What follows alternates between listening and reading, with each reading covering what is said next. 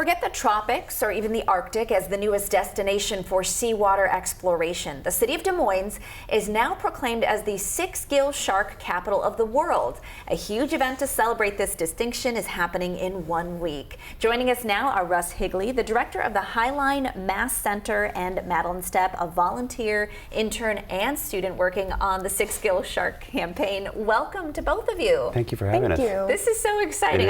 I love being able to say that this title now is handed over to Des Moines. How exciting is this, Russ? It's so cool. It was bringing together the city, Highline College, the Mass Center, the stakeholders and stuff. Yeah, and it's this great opportunity to celebrate these animals and great opportunity to celebrate Des Moines. And this is something that you and some other fellow marine lovers kind of banded together to make sure this got in front of the city, right? Yeah, we got stakeholders together and talked about some concerns, and one of the ideas that we came up with was this idea, and the city jumped on it and has been just totally supportive of it, and it's so much fun. Well, Madeline, what are you most excited about leading up to the event? Well, I'm really enjoying the chance to connect with the community in a different way. We do open aquarium days on Saturdays, and actually Sundays coming up for July and August, but being able to be more outside and interacting with people in a fun and educational way is really important.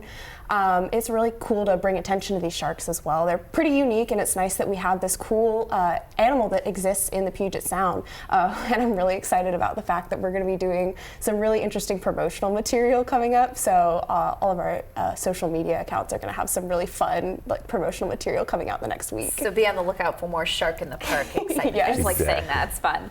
Well, Russ, for people who are unfamiliar with the Sixgill shark, why has it become such a big part of this stretch of Puget Sound, specifically in the Redondo Beach area in Des Moines? Yeah, so we find them throughout Puget Sound, but Redondo seems to be the hub, and there's no real information on why.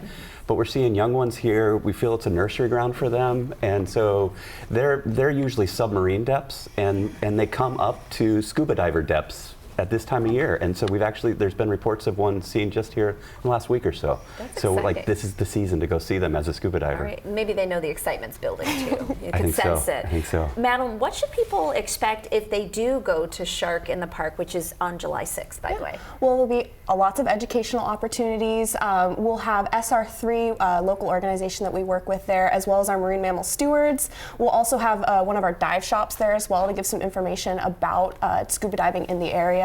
There'll be lots of local vendors who are doing arts and crafts and food, and there'll be plenty of games put on by the Mass Center, in addition to the Mass Center opening for the first time in July on Sundays. So you'll be able to go into the aquarium while the Shark in the Park is happening. Cool. And now sometimes I think people hear shark, they might get a little alarmed, get worried. It's the 50th anniversary of the movie Jaws, which just so happens to be happening as well.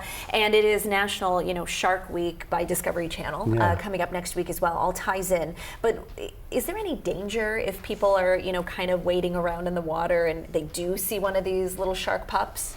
Not at all. There's been no instances basically in our area, and I would easily take you with me to go diving. And they'll come up and they'll swim by you, and they'll check you out and then swim off. Yeah, they're curious, but not a problem. And you and I were actually talking about an interesting stat. If people are curious about shark attacks, we hear more of those on the East Coast. Yeah, in Washington State, we've had 2 shark attacks since, the statistic I believe was in the early 1900s, and they've not been in this area, which is really nice. They're up in Gray Harbor County, so there's nothing for us to worry about. They're not really interested in people. Sometimes they'll see us in wetsuits and think, oh, that's a seal, so it's food.